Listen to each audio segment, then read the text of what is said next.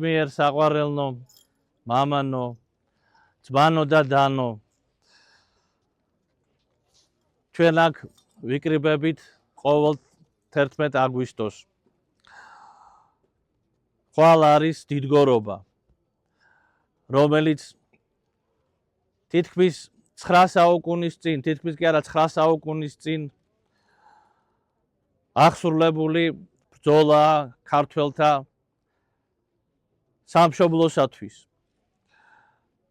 და ჩვენს თანამედროვე დიდგორად შეიძლება ჩავთვალოთ შინდისის ეს მინდორი, ეს სოფელი, სადაც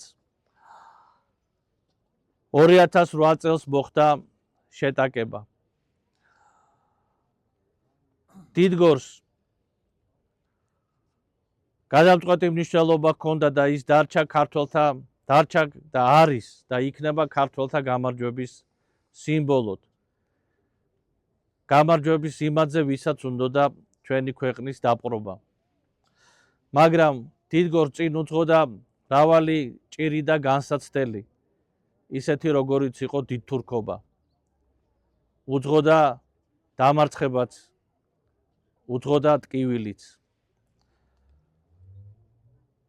ჩვენ წინ გველოდება დიდგორი და დიდგორი იქმნებოდა ზუსტად იმ ძალისხმევით, რომელიც მანამდე გასწია ჩვენმა ერმა. გასწია თავდადებით, ტკივილით, მწუხარებით, ხან დამარცხებით, ხან გამარჯვებით. ასე რომ ეს არის წინამორბედი დიდგორისა, შინდისი და აუცილებლად შედგება დიდგორი და ჩვენი ქვეყანა გამთლიანდება. მერთმა ნათელში დააწესოს ყველა აქ დაღუპული სამშობლოსათვის თავდადებული ვაჟკაცის სული და ყველასი, ვინც სამშობლოსათვის თავი გასწირა. ამინ. ჩვენთან არს ღმერთი.